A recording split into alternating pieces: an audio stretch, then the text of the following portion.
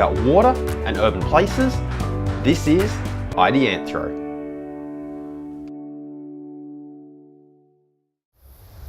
Hey everyone, and welcome back to Ideanthro. On today's episode, we are talking about condition inspections in bioretention systems and how they relate to and can tell us about functionality. It's an interesting distinction, condition and functionality, but it's an important one. Way back in episode 164, I talked about how there's a real challenge here because we need to, when we come out and maintain and look after these systems, what we're really trying to do is invest our scarce resources as best as we can to get as much functionality out of systems. So functionality might be treatment performance, it might be aesthetics, it might be something else. But we are trying to invest our scarce resources to get as much functionality as we can. But direct measurements of functionality are really tough. What's easy to measure and what asset management leads us towards measuring is condition. Is that inlet structurally sound? Are there plants in the system? Is the filter media draining? All useful and interesting things, but they don't directly tell us about functionality. They as a whole add together to give functionality. And the problem and the conundrum that I've had in the past with this is that how do we create the right scoring system to add up to give an appropriate indication of functionality? I've seen lots of people do this before, but I've never seen a system that I am comfortable with. It doesn't mean that it doesn't exist, doesn't mean that someone hasn't come up with it, but I haven't seen it. All I've seen are rough and ready approximations that give us some indications, but whenever I've tested them, they've fallen over. But recently, I had a really interesting conversation that showed me a potential methodology to overcome this. So on recent episodes, you would have seen that I went for a trip around regional New South Wales. Well, while we're out and about, while we were in Bathurst, while I was in Bathurst, I'd spoken to him once before, but I met Carl Tippler.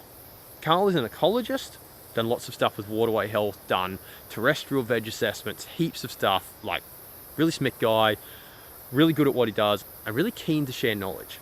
And he was describing to me about their methodology and their digital interface for how they do veg assessments. They'd just been out that day doing heaps of them along roadsides.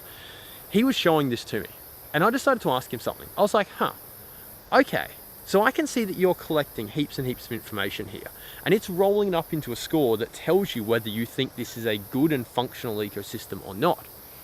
My question for him was, well, how did you develop that methodology? Where did it come from? Because it occurred to me that fundamentally the same problem must at some point have existed in ecological assessments as currently exists in water-sensitive urban design. Surely at some point people must have been walking up to bits of bushland and going, well, the trees are good and the soil looks healthy and there's some hollows in there. How do we add that up to tell if it's a functional ecosystem? It's the same problem. It's the same problem that I have coming out to this system. I intuitively look at this system that I'm standing in right now and I'm like, sweet, this looks awesome.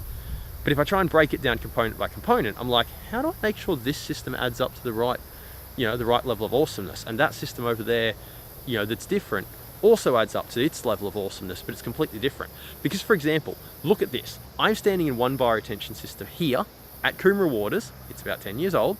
Lots of trees, understory plants, shade, leaf litter, a porous filter media, all sorts of good stuff. The water's clearly getting into this system. All good stuff.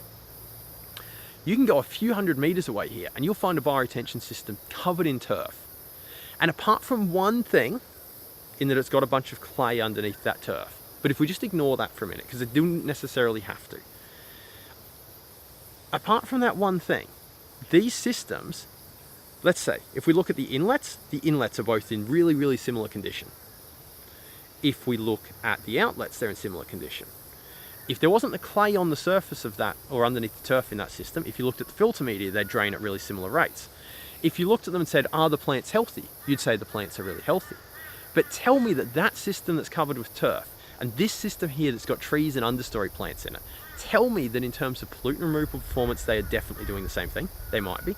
But here's the real kicker. Tell me in terms of aesthetics that they are both doing the right thing. They are not. But we've got this fundamental problem that if we just set up a bunch of tick boxes that say, is the inlet in good condition? Is the outlet in good condition? What about the filter media?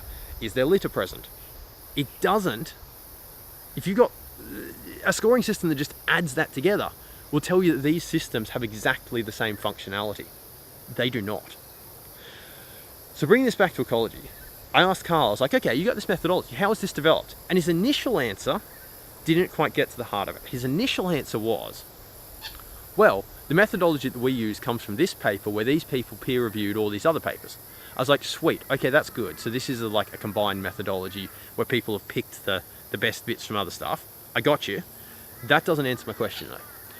My question is at the heart of, how did people come up with even the first methodology? How do we know that there is a good relationship between the individual components that are being inspected and how they add together to give a score? And Carl's like, oh, okay, I got this. When these methodologies are developed in the first instance, what you essentially do is you get the experts who have an intuitive understanding of whether these systems are going well or they're not, and you get them to go out and look at a bunch of them. And you get them to give their intuitive answer on the functionality. So for this bioretention system, we might give an intuitive answer on its treatment performance functionality and on its aesthetic functionality, and maybe other features as well, but let's just go with those two for now. You get them to give their intuitive assessment on it. You do it for multiple systems. Ideally, you'd have multiple experts, so you can cross-correlate and get like a consensus view of this system is this system is this system is that. You then do your best attempt at reverse engineering the thought process to go, okay, if I look at these different things and I score them and I add them together in this way, that is as close to my current thought process as I think it's possible. Okay, let's go out now and actually score every one of those systems we looked at. And let's then compare the results we get from the scoring system with the intuitive assessment that we did first. And let's see where they're different, where they're the same, where they're different, and when they are different, why they're different. And then let's try and adjust the bits that are different and iterate and slowly come back to an answer of, okay, this is a methodology that works. This is refined, it's iterative, and it's tested and testable. I haven't had a chance to do this yet, but for the first time, thanks to Carl's suggestions and Carl taking the time to explain what had happened in ecology in the past, I feel that we have a chance to come up with a decent methodology for this. Because the problem way back in episode 164 that I was grappling with was this case of, well, intuitively I know the answer, but I can't back calculate. I was using an analogy from Josh Waitzkin and his book. He was a chess prodigy, and when he wrote his first book about chess, having to take all this stuff that he intuitively knew about chess and then back calculate it into the principles to then teach someone who could then learn it so well that it was intuitive knowledge for them. It's a real problem for me going, okay, how do we turn my intuitive assessment of this system into something that's practical and usable for anyone?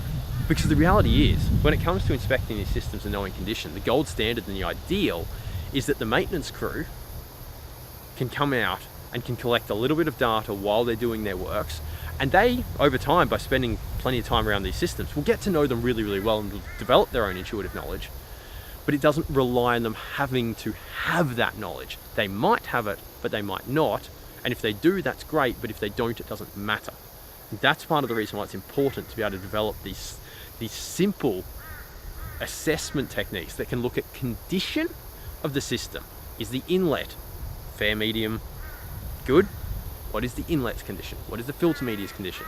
And then have a system to roll that up to functionality, which is the real intuitive bit and also the real important bit, because that's how we prioritize our spend in terms of, do we work on that system or that system? Sweet. I hope you find that interesting. I hope even more that you give this a go. If you're going to, let me know. I'm keen to be involved. But for now, thanks for tuning in. We'll see you next time. Before you go, our best episodes come from your questions. This knowledge base, these discussions that are Ideanthro, improve with your contribution. So if there's a topic, an idea, a concept that you would like us to explore, come and ask us. You know where to find us. www.ideanthro.com/contact. You can find us on Facebook, YouTube, LinkedIn, and that place you get your good podcasts from. You know where to find us. We look forward to hearing from you. We'll see you soon.